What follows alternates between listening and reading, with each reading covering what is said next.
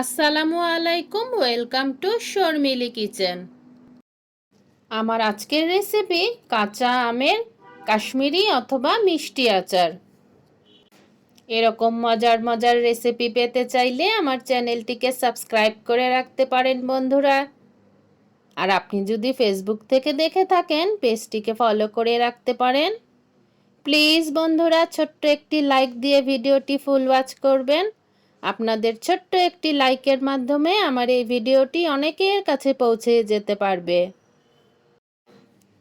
বাজারে এখন প্রচুর আম পাওয়া যাচ্ছে। কাঁচা আম শেষ হবার আগেই বানিয়ে ফেলুন এরকম দারুণ মজার আচার। এখানে আমি নিয়ে নিয়েছি আম।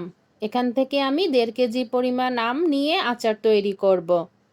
আমের খোসা ফেলে লম্বাভাবে পিস করে কেটে নেব। কেটে নিয়ে 1 ঘন্টা বাতাসে শুকিয়ে নেব।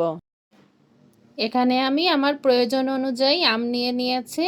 আমগুলো কাটার আগে অবশ্যই ভালো করে ধুয়ে নিতে হবে এবং কাটার পরেও ভালোভাবে ধুয়ে কিচেন টাওয়েলে মুছে 1 ঘন্টা বাতাসে শুকিয়ে নিচ্ছে। ফিরে আসলাম 1 ঘন্টা পর। চুলায় একটি পাত্র দিয়ে দিচ্ছি 1 কাপ পানি। পানিটা ভালোভাবে ফুটে গেলে দিয়ে দেব শুকিয়ে রাখা আমগুলা দিয়ে পানিটা পুরোপুরিভাবে শুকিয়ে নেব। এভাবে আচারটা তৈরি করলে আচারটা খুব সুস্বাদু হয়। এই যে আমি আমগুলা দিয়ে পানিটা পুরোপুরিভাবে শুকিয়ে নেব। পানি পুরোপুরিভাবে শুকিয়ে আসলে দিয়ে দিচ্ছি চিনি। এই আচারে চিনির পরিমাণটা একটু বেশিই লাগে। আমি 1.5 কেজি আমের জন্য 1 কেজি পরিমাণ চিনি দিচ্ছি। দিয়ে দিলাম চিনি। এখন দিয়ে দিচ্ছি আদা কুচি, শুকনা মরিচের খোসা কুচি, বিচি ফেলে দিয়েছি। আরও দিয়ে দিচ্ছি পরিমাণ মতো লবণ।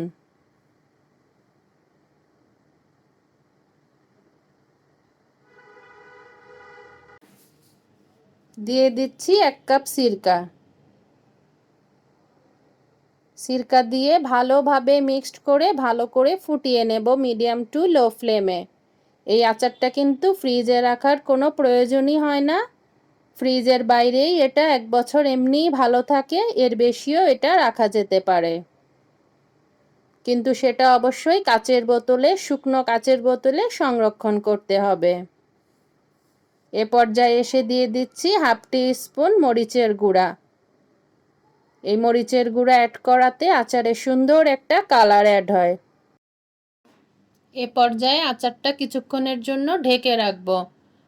এখন ঢাকনা খুলে আলতো হাতে দুপাশটা ধরে নাড়া দিয়ে দেব পাত্রটি।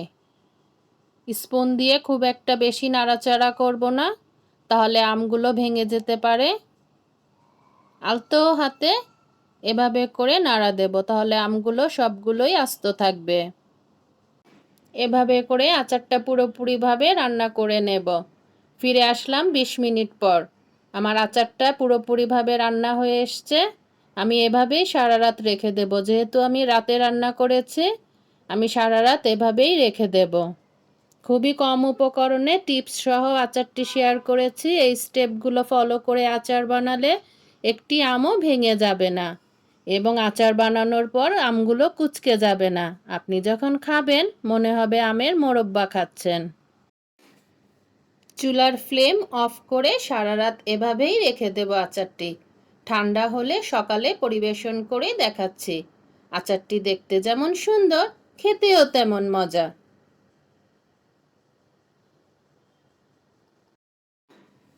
যে কোনো আচার বানানোর ক্ষেত্রে আমরা একটি কথা অবশ্যই মনে রাখব, ভেজা পাত্র বা চামচ কখনোই ব্যবহার করব না।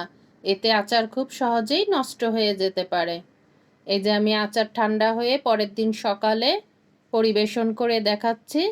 দেখুন কত সুন্দর কালার এসেছে। একবার হলেও ট্রাই করে দেখতে পারেন এই মজার রেসিপিটি। আমি আবারও বলছি, আমরা কিন্তু অবশ্যই কাচের বোতলে আচারটা সংরক্ষণ করব। আজ আসি, আবারও চলে আসবো এরকম নতুন কোনো মজার রেসিপি নিয়ে। আপনারা সবাই ভালো থাকুন, সুস্থ থাকুন, আমার জন্য দোয়া করবেন। আল্লাহ হাফেজ।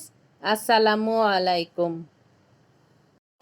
বন্ধুরা, ভিডিওটি লাইক দিয়ে ফুল ওয়াচ করো কিন্তু। নতুন বন্ধু হয়ে থাকলে সাবস্ক্রাইব। Thanks for watching.